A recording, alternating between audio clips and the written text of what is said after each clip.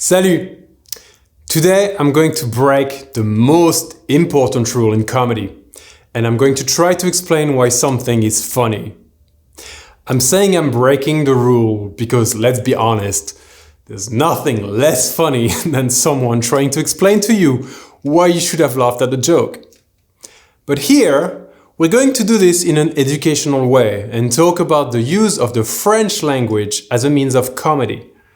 First, there is humor that doesn't need to be translated. In its most basic form, physical comedy is international.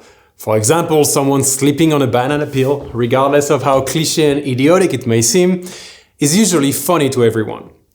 It's only when we start getting into puns that you need to have a certain level of understanding in the language to get it. So in each video in this special series, I will take one example of a scene from a French movie or a TV show where vocabulary or grammar is the joke, and I'll explain to you why it's funny to French people. Of course, those examples are very popular. This is not some kind of high-end comedy or anything special. Some might even think these scenes are quite uncool now. But trust me when I tell you that they represent popular French humor very well. Emphasis on the word popular. And everyone in France will know these scenes. Okay, today we're going to talk about the movie Les Visiteurs. This comedy by director Jean-Marie Poiret came out in 1993 and was one of the biggest hits at the box office. The synopsis is pretty simple. A medieval knight and his servant ask a wizard to send them back in time to prevent the knight from accidentally killing his future father-in-law. There is a mix-up, and the wizard sends them instead to the 20th century. From this simple plot, you can already figure out the first comedy angle. The knight and his servant are going to use Old French when meeting with people from the 20th century. And they will also be scared and try to interpret with their medieval mind planes, cars, etc. But the biggest means of comedy is actually the language. Imagine this. They will meet with the knight's descendants, who, because they are descendants of a noble knight, are still very snobbish and speak with a very caricatural aristocratic accent. This itself is already funny because French people love to make fun of themselves. And the way the descendant noble woman speaks is already a joke to most French people. I guess maybe not to all French people, but definitely to the masses. And of course, this is contrasted by the servant who accompanies the knight. He's basically a very uneducated, dirty and impolite outcast and a thief. And as such, he befriends a homeless woman who speaks a very popular French and who has zero class when compared to the noble descendants.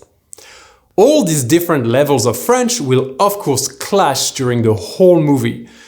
But the scene I want to focus on is the scene where the time-traveling servant meets the contemporary homeless woman after she rescues him from being arrested when he tries to steal a piece of meat on the grill of a highway restaurant. She shows him a way out and takes him to her caravan. Upon arriving, she offers him a sandwich and some wine. Now, before I play this small extract, I want you to focus on the subtitles, either in French or in English, depending on your level. There are 4 jokes here. First, the vocabulary the servant uses. It will be very medieval. Second, the adjective he uses to describe her. Language evolved, and an adjective that meant something in the Middle Ages might mean something different today in slang. Third, the wine she offers him. This one I'll have to explain because it's linked to culture. And finally, a witty answer to his rude comment, which was not meant to be rude, but she understood it as a modern French woman, the way we, the audience, understand it while having the context of his time travel. Alright, let's play the extract and remember to focus on the subtitles. Merci la gueuse. Tu es un laidron mais tu es bien bonne. T'as pas vu ton pif, hein? Quand tu te mouches, t'as pas l'impression de serrer la main à un pote? Elle est goulayante cette vilasse. Quoique un peu clairette. La vinasse s'appelle revient. Alright. Let's analyze every beat here. First, after she hands him the wine, the servant wants to thank her. And he says, in a way that is very normal to him, Merci la gueuse. Tu es un laidron, mais tu es bien bonne. If I had to translate this to English, I would say it means something like, Thank you, beggar. You're a plain Jane, but you're pretty alright. There are three words here that are funny. First, la gueuse is basically a medieval word that means a beggar. Or from his point of view, someone who is not noble and really low in the class system. The dictionary says it means also a pauper, P-A-U-P-E-R, which is a word I had never heard before, so maybe it helps you, maybe it doesn't. Anyway, French people love it when you use a medieval word out of nowhere for no reason. And I can tell you that in the 90s, everyone was using the word gueux for a man and gueuse for a woman as a joke all the time. Now, after that, he tells her as a compliment, Tu es un laidron, mais tu es bien bonne. Here there are two jokes. First, the word laidron is quite funny. He basically tells her that she's ugly using a medieval noun rather than an adjective. It is similar to calling someone a plain Jane, if plain Jane reminded you of the Middle Ages. If that makes any sense. But now, to counteract this, he tells her that she's bien bonne. The adjective bonne for a woman could be translated as good. And that's what it means in the Middle Ages. But in reality nowadays, it's become a very popular slang term to mean sexy or hot. That's why it's even more funny to hear him say that after he called her a plain Jane. She basically hears, You're a plain Jane, but you're quite hot. While he meant, You're ugly, but you're quite nice. After that, she replies quite quickly and understandably, T'as pas vu ton pif? Which means, Have you seen your schnozzle? Using the slang word pif for nose. And then she says, Quand tu te mouches, t'as pas l'impression de serrer la main à un pote? Which here is as funny in English as it is in French. She says basically, when you blow your nose, does it feel like you're shaking hands with a body? I don't think this one needs to be explained. And then we get to the wine. Now the wine is funny, but for a cultural reason. See, the wine she handed him is called la villageoise.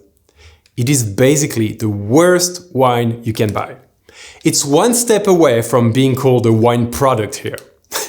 It comes in a plastic bottle, it's not aged at all, and from memory it used to cost in francs at the time the equivalent of 50 American cents or something like that.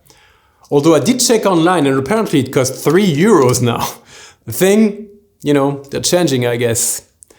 Anyway, here's my advice. Never buy this unless you want to play a prank on someone. To all French people, this is culturally known as the wine for drunkards in the street. And it's honestly quite fitting that she hands him this. But after he drinks it, he says, Elle est goulayante cette vinasse, quoique un peu clairette. First, there's the joke that he actually likes it. To any French person, this man saying that la villageoise is good is like if you had someone coming to America and calling a street cart hot dog a piece of fancy gourmet food. On top of that, the adjective he uses, goulayante, is a familiar medieval adjective that nobody would ever use today. And it means that he thinks the wine is fresh and nice. He also calls the wine la vinasse, which is a familiar term for wine. And again, it sounds very medieval, therefore funny. He then proceeds to add that even though it's a nice wine, it is a bit clear, which is quite the understatement of the century.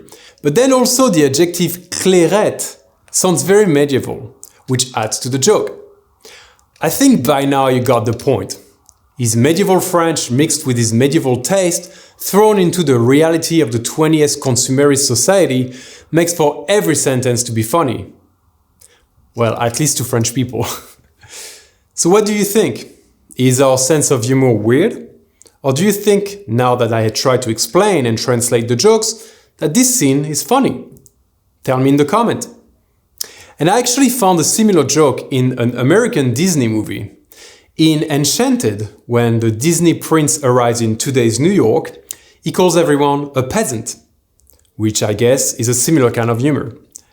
Maybe it's not for everybody though, I don't know. But the point here is that you have to be careful with the vocabulary you use in French, because sometimes, without knowing, you might make a French person laugh because you used a word that is now deemed old-fashioned or medieval.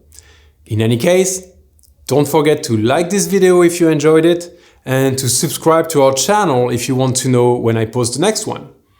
In the next one, I will stay in the medieval period and talk to you about the TV show Camelot, which is a twist on the legend of King Arthur and the Round Table, where unfortunately everyone at the Round Table is pretty dull and King Arthur has a very hard time making them understand anything, let alone what the Grail is.